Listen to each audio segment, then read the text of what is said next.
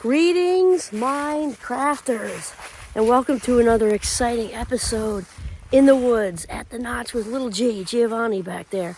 So I am my name is Kimberly Quinn, and I'm super ecstatic to be back in the woods. I'm actually in my sneakers after the long haul with the foot, though I'm still moving a little slowly because I actually got grounded, to be truthful. My doc, who's the best, I absolutely love her. She's a runner and a skier and everything, so, but for me, that's like more credibility, you know what I mean? Because she kind of gets me. I'm grounded for a month because she was really, I have to just say this because I don't know, it's in my head. She looked at the x-ray and it's not bad. She just said, well, you were not, the bone is not fused yet in your foot. And there's hardware in there and everything, which is kind of cool, really, to look at it. She said, it's because your bones are a little on the soft side. So I said, soft? Like I have soft bones? What's up with that?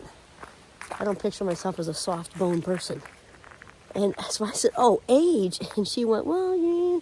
I said, so that's like medical code for old bones? And she was just like, So that's kind of funny. So anyway, I'm grounded for a month to go this short distance and to make sure that everything is solidified. So I thought I would just share that with you. I don't know because it was in my head.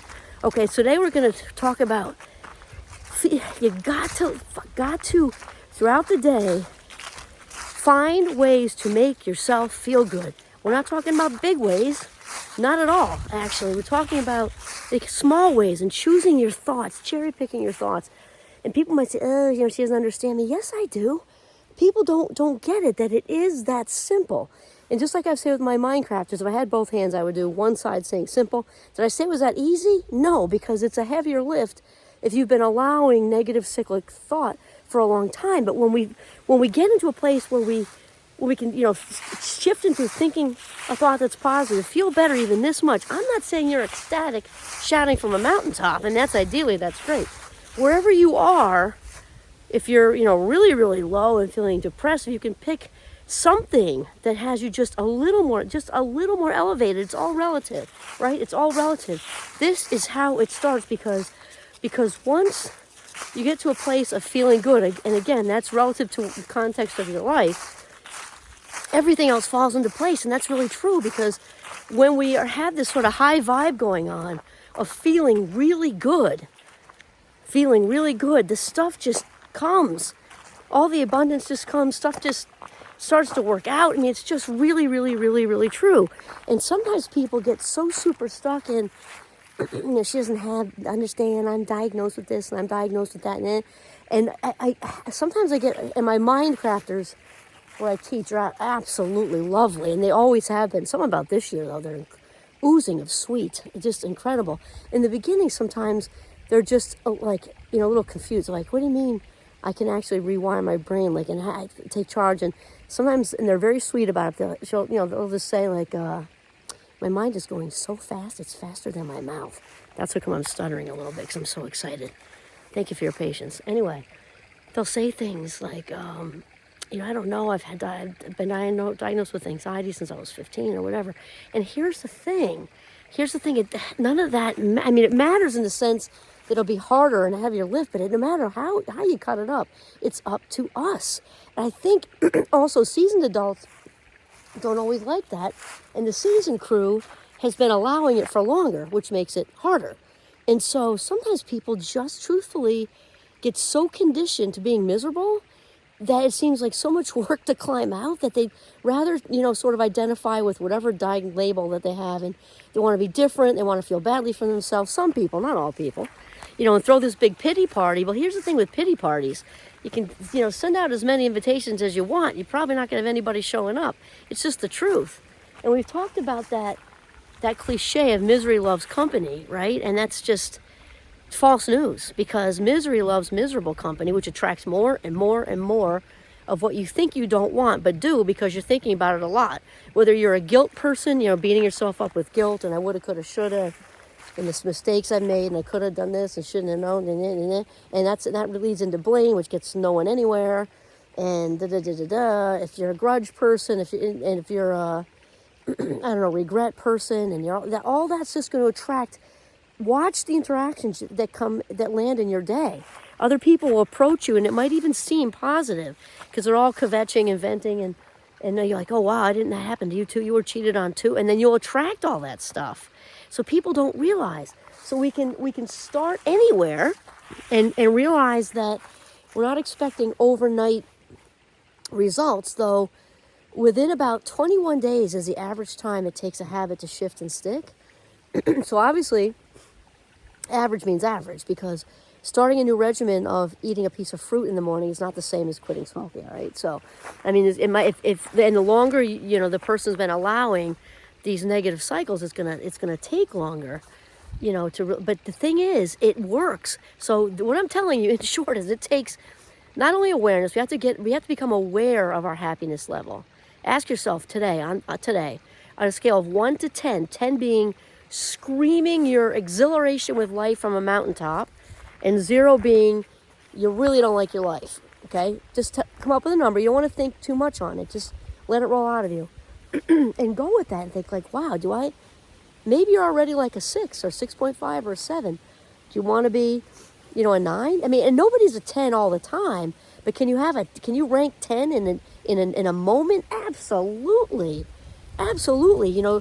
Experiencing watching a baby be born, standing over, standing, behind the railing in the Grand Canyon, taking in the awe of, the grand source that created all that stuff. Can you be a 10 in the moment? Absolutely. And we want more of those moments. We want to have more and more and more of those moments. Even an 8.5 and a 9 are good. A 7's even good. Wherever you are, if you're not in a good place mentally, and you pull yourself from like a 0.5 or a 1 up to a 1.5 or a 2, good for you. Give yourself a pat on the back and be grateful for all those breadcrumbs. Any little lifts along the way, I like to call those breadcrumbs. And any lifts that point us in the right direction are good. So the thing is, we've got to realize that our number one job, and people don't often get this, our number one job is to keep ourselves filled up. Number one. And they say, oh, that sounds so selfish. No. Or yes, you can say it's a good kind of selfish, because there's no better gift you can give to yourself and the whole world than keeping yourself filled up, because we cannot give what we do not have. Fact, my very good friend Oprah, who I love so much, she's not aware of our relationship, but we're besties. She says that constantly. Our number one job is to keep ourselves filled up. If you want to spread the love, but you don't love yourself, not going to happen. If you want to help somebody else be confident, you're not confident yourself, also not going to happen. And so we have to have it. So in order to do that, we have to keep our cup overflowing. And that means consciously choosing and cherry picking. We start to slide down to step out and shift into a more positive thought. It does also, just to clarify, because I hear the words, you hear the phrase toxic, positivity or whatever. We're not talking about that.